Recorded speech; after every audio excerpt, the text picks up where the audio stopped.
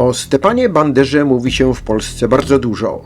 Jego nazwisko wraca w debatach politycznych, w sporach historycznych, w komentarzach internetowych i w emocjonalnych rozmowach.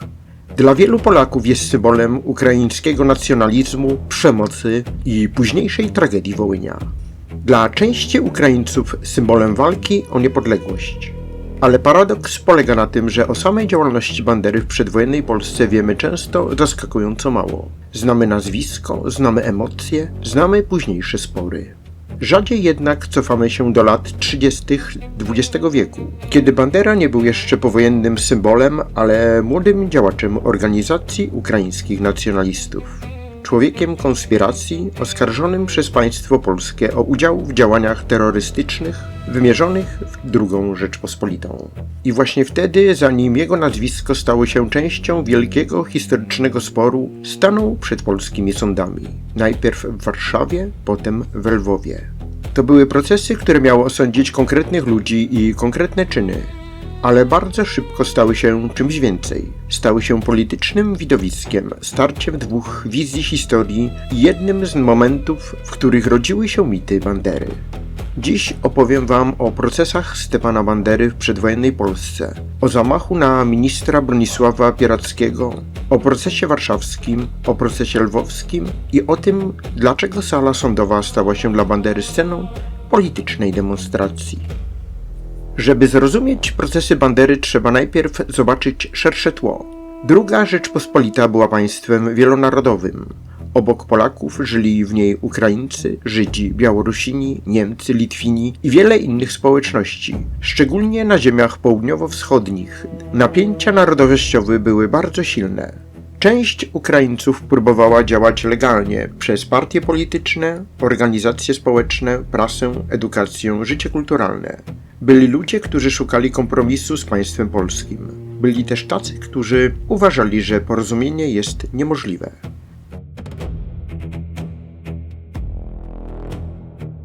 Z tego radykalnego nurtu wyrosła Organizacja Ukraińskich Nacjonalistów, OUN. Dla OUN-u celem było niepodległe państwo ukraińskie. Problem polegał na tym, że środkiem do tego celu coraz częściej stawała się przemoc, sabotaż, zamachy, zastraszenia, likwidowanie przeciwników politycznych. I to nie tylko Polaków. Ofiarami ukraińskich nacjonalistów padali również Ukraińcy, uznani za zbyt ugodowych, lojalnych wobec państwa polskiego lub po prostu przeszkadzających radykalnej organizacji. Jednym z takich przykładów był Iwan Babij, dyrektor ukraińskiego gimnazjum w Lwowie, zamordowany w 1934 roku przez radykalne skrzydło OUN. W tym świecie wyrastał Stepan Bandera. Urodził się w 1909 roku. Związany z ukraińskim ruchem nacjonalistycznym, szybko stał się jednym z najbardziej zdecydowanych działaczy młodego pokolenia. Nie był człowiekiem kompromisu, nie był politykiem od rozmów przy stole. Był człowiekiem konspiracji, dyscypliny i radykalnych metod. W latach 30. Bandera stał się jedną z ważniejszych postaci OUN na ziemiach II Rzeczypospolitej. A potem przyszedł zamach, który wstrząsnął Warszawą. 15 czerwca 1934 roku. Warszawa, ulica Vauxhall. Minister spraw wewnętrznych Bronisław Pieracki, jeden z ważniejszych ludzi obozu sanacyjnego, zostaje zaatakowany przez zamachowca. Padają strzały. Pieracki zostaje ciężko ranny i umiera tego samego dnia. Zamachowcem był Hrychorij Maciejko, członek OUN-u, działający pod pseudonimem Gonta. Sam zamachowiec zdołał uciec. Polska policja go nie schwytała, ale śledztwo ruszyło szybko. Władze II Rzeczpospolitej potraktowały sprawę jako atak na państwo. Nie był to zwykły mord kryminalny. To był zamach polityczny na ministra rządu. W Warszawie był to sygnał alarmowy. Polskie państwo chciało pokazać, że potrafi odpowiedzieć na terror, że konspiracja OUN-u nie będzie bezkarna, że za zamachem nie stoi tylko jeden człowiek z pistoletem, lecz cała struktura, organizatorzy, łącznicy, inspiratorzy, ludzie odpowiedzialni za atmosferę przemocy. I właśnie wtedy w centrum śledztwa znalazł się Stepan Bandera. Nie oskarżono go o to, że osobiście strzelał do Pierackiego. Oskarżono go o coś innego, o udział w organizacji, która zamach przygotowała oraz kierowniczą rolę w radykalnej działalności OUN. Dla prokuratury był jednym z ludzi, którzy stali za machiną polityczną przemocy. Dla swoich zwolenników miał wkrótce stać się symbolem oporu.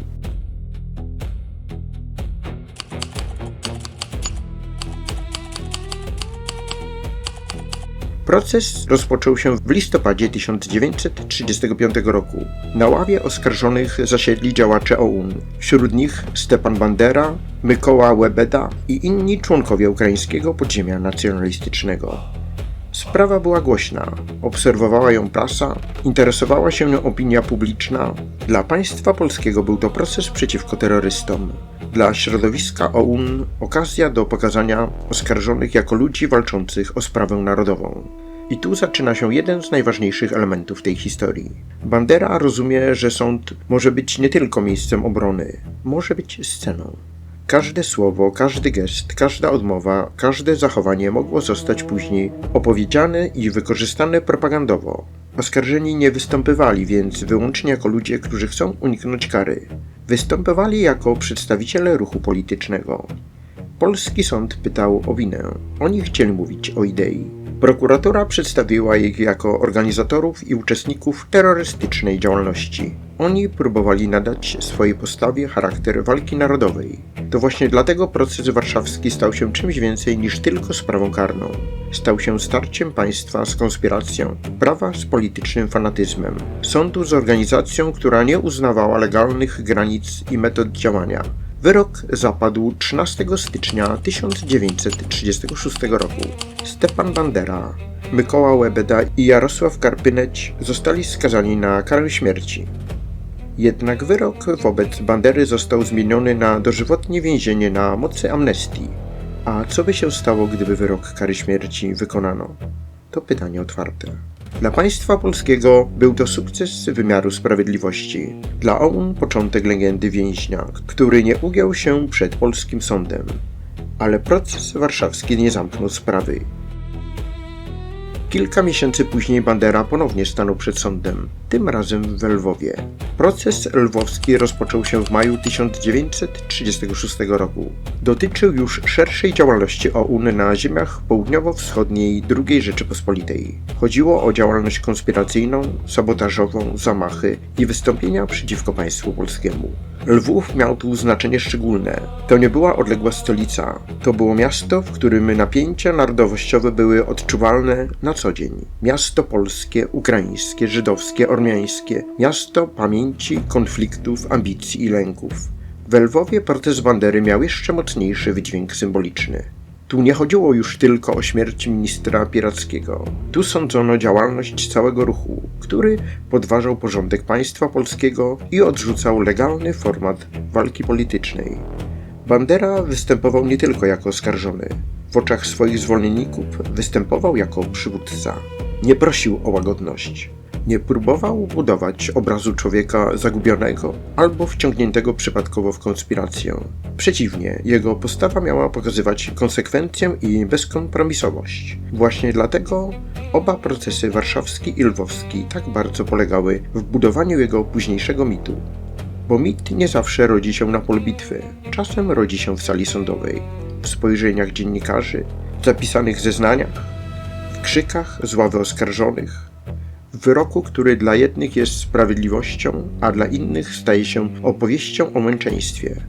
Procesy Bandery pokazują bardzo trudny fragment historii II Rzeczypospolitej. Z jednej strony mamy państwo, które miało obowiązek ścigać ludzi odpowiedzialnych za przemoc polityczną, zamach na ministra, działalność sabotażową, zabójstwo polityczne. To były realne zagrożenia. Z drugiej strony mamy narastający konflikt narodowościowy, którego samo więzienie i same wyroki nie mogły rozwiązać. OUN był organizacją radykalną, ale jej popularność nie wzięła się z pustki. Rosła w atmosferze frustracji, nacjonalistycznej propagandy i przekonania, że tylko przemoc przyniesie zmianę. To nie znaczy, że przemoc można usprawiedliwiać. Nie można. Ale żeby zrozumieć historię, trzeba zobaczyć mechanizmy, które prowadziły ludzi do fanatyzmu. Bandera i jego środowisko wierzyli, że cel narodowy usprawiedliwia metody. Państwo polskie widziało w tym zagrożenie dla własnego bezpieczeństwa i integralności. Obie strony patrzyły na tę samą salę sądową zupełnie inaczej. Dla sędziów była to sprawa karna, dla OUN-u polityczna manifestacja, dla późniejszej pamięci historycznej jeden z momentów, który utrwalił postać Bandery jako symbolu. I właśnie dlatego ten proces warto znać. Bo bez nich trudno zrozumieć, jak młody działacz konspiracyjny stał się postacią, wokół której do dziś toczą się tak wielkie spory polityczne. Po wyrokach Bandera trafił do więzienia. Przebywał m.in. w polskich zakładach karnych, które miały odciąć go od działalności konspiracyjnej i wpływu na organizację. Państwo polskie chciało go unieszkodliwić, ale więzienie nie przerwało działania mitu. Wręcz przeciwnie, w środowisku ukraińskich nacjonalistów jego skazanie zaczęto przedstawiać jako dowód poświęcenia. Człowiek, który dla sądu był przestępcą politycznym, dla radykałów stawał się symbolem niezłomności. Historia miała jednak dopisać ciąg dalszy.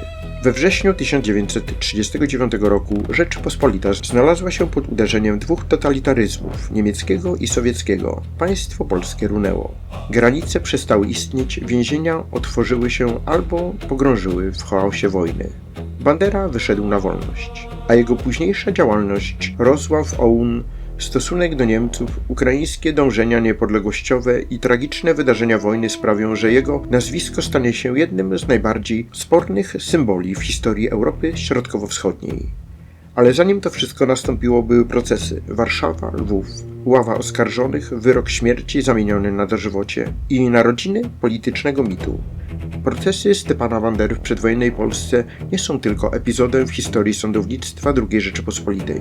Są opowieścią o państwie, które próbowało walczyć z politycznym terrorem, o ruchu nacjonalistycznym, który przemoc uznał za narzędzie walki, o młodym człowieku, który na sali sądowej nie chciał być wyłącznie oskarżonym, lecz symbolem, i o pamięci historycznej, która często zapomina o szczegółach, ale zachowuje emocje. Bo właśnie tak jest z Banderą. W Polsce jego nazwisko nadal budzi ogromne napięcia, czasem większe niż realna wiedza o jego przedwojennej działalności.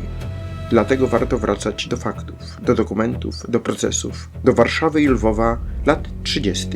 Nie po to, by budować kolejny mit, ale po to, by zrozumieć, skąd ten mit się wziął. Bo historia nie zaczyna się tam, gdzie zaczyna się krzyk. Historia zaczyna się wcześniej.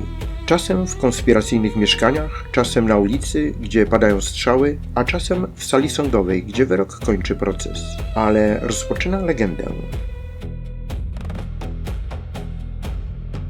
Trzeba tu dodać ważne doprecyzowanie. W czasie rzezi wołyńskiej w 1943 roku Stepan Bandera nie przebywał na Wołyniu i nie kierował bezpośrednio wydarzeniami w terenie. Od 1941 roku był więziony przez Niemców, a następnie osadzony w obozie koncentracyjnym Sachsenhausen, skąd został zwolniony dopiero we wrześniu 1944 roku. Nie oznacza to jednak, że temat jego odpowiedzialności znika. Rzezi dokonało środowisko ukraińskich nacjonalistów związanych z OUN-B i UPA, a więc z nurtem, którego Bandera był symbolem i wcześniejszym przywódcą. Dlatego w historii trzeba rozdzielić dwie rzeczy: osobistą obecność Bandery podczas zbrodni oraz polityczno-ideologiczne dziedzictwo ruchu, który nosił jego imię. Na kanale znajdziecie również film opowiadający historię zabójstwa Bandery. Link do tego filmu podłączę Wam w opisie oraz pojawi się na końcu filmu. Zostawcie łapkę w górę, subskrypcję i napiszcie, czy znaliście wcześniejszą historię procesów Bandery w Polsce. Uwaga organizacyjna. Temat jest trudny i budzi emocje, ale proszę o zachowanie kultury wypowiedzi. Komentarze skrajne, obraźliwe, nawołujące do nienawiści lub usprawiedliwiające zbrodnię będą weryfikowane i w razie potrzeby usuwane. Pamiętajcie, że treść komentarza świadczy przede wszystkim o osobie, która go pisze.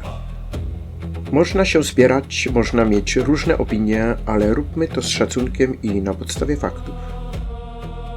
Do usłyszenia w kolejnym odcinku.